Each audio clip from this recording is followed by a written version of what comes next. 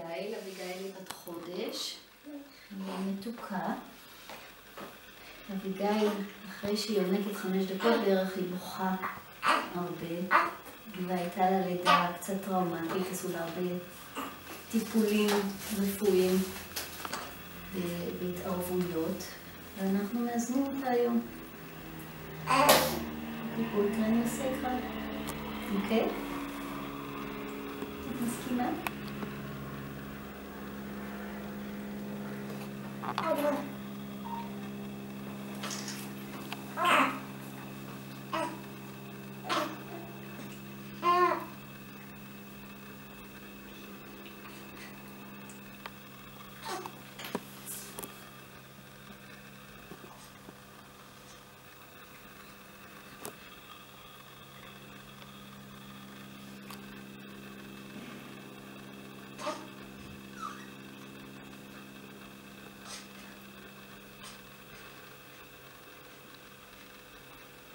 כאן עושה כאן התנועה, היא לא מכוונת, אלא היא עוקבת אחרי מה שהגוף מראה לנו.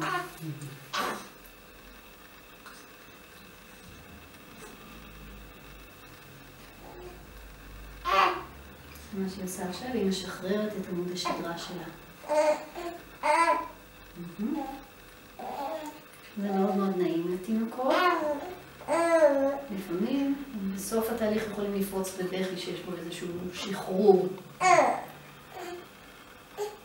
מה שחשוב לדעת זה שתינוקות שאנחנו נוגעים בהם במקומות מסוימים, כמו בגשר של האף, או בראש, או באוזניים, בפנים, אם יש מקומות שלא נעימים להם שאנחנו נוגעים במקומות האלה, זה בדרך כלל מצביע על חסימה באותו אזור.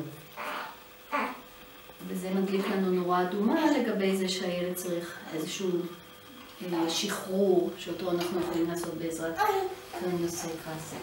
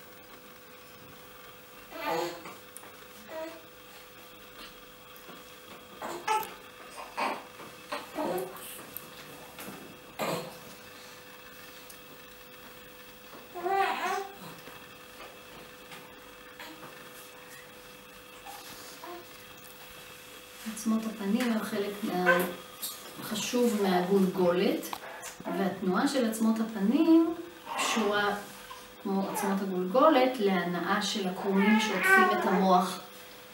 אז כשיש עצמות שהן בדחיסות ובחוסר תנועה, זה משפיע על התנועה של הקרומים של המוח, וזה כמובן יכול להשפיע על מערכת העצבים כולה, על המערכת החיסונית ועל כל הפעולה של שאר המערכות.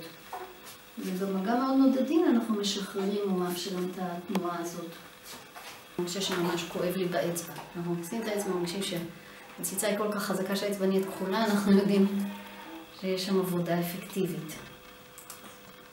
וגם מסתכלים ורואים שהלסת שלה זזה כמו שצריך.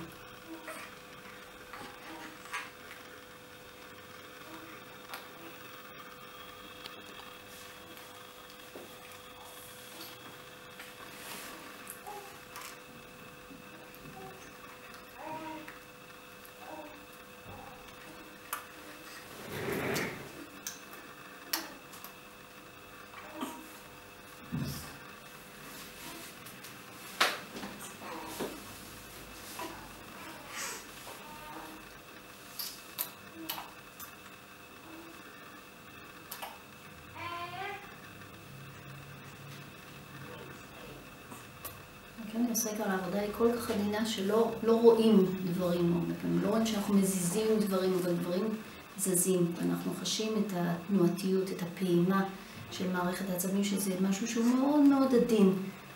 אבל בהחלט אפשר באימון לחוש אותו. בסדר, אז אנחנו מוצאים שהחוליות של הגב כאן הן דחוסות קצת, זה יכול להיות בגלל ההתערבות הרפואית שהיא עברה, ואנחנו פשוט נזיז אותן בעזרת האקטיבייטור, זה מכשיר שיחזיר את החוליות למקום בשיא העדינות.